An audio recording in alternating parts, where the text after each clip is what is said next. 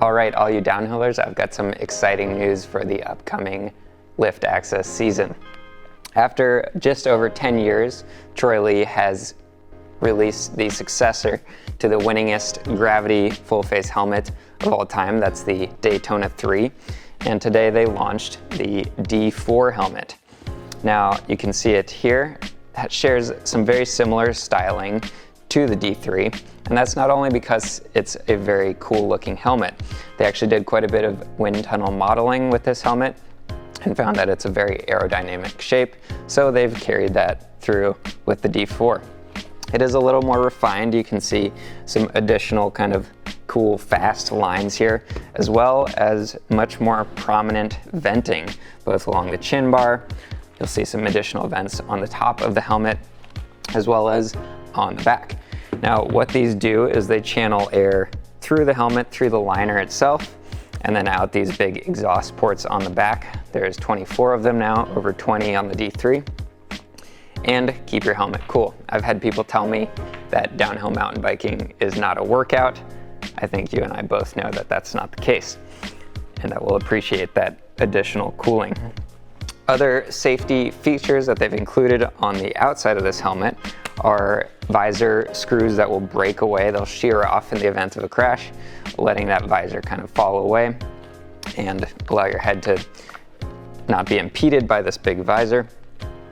They have also added this cutout here on the side. You can see it right there. And that's a cutout on the hard shell that they've replaced with EPS foam. That's the foam that's on the inside of the helmet. And you'll see that that actually sits right above your collarbone. So in the event of a crash where your helmet hits that kind of fragile bone, you hear about mountain bikers breaking that a lot, this will help reduce the likelihood of that. On the inside of the helmet, you can see what is sort of a different liner than a lot of previous downhill mountain bike helmets or full face helmets. A lot of these had a sort of what was pretty common on moto helmets, this integrated liner. This resembles much more something that we see on the new crop of very lightweight full face helmets like the TLD Stage that I have behind me. You might recognize the X-Static antimicrobial fabric. That's what this is made out of, as well as these cheek pads. It all can come out very easily, so I have found that this does a really good job at not getting stinky too quickly. It does happen after, especially in hot summer months. You can pop this out very easily. I use a dish soap solution, just let it dry out overnight, and you're good to go in the morning. Underneath that, you'll probably recognize that yellow MIPS liner. That's a slip plane that on certain types of crashes, glancing crashes, allows the helmet to sort of rotate around your head, and they have shown that that has significant reductions in damage to your brain, potential damage.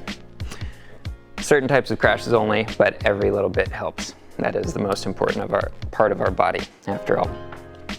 Now, weight reduction, they've done things like titanium D-clips here on the chin strap, as well as incorporated this new Techstream, they're calling it carbon fiber, fancy ultra strong carbon fiber, so they can use less of it on the outer shell, bringing this down to 1,000 grams. That's 75 grams lighter than the previous carbon D3 on the new carbon D4.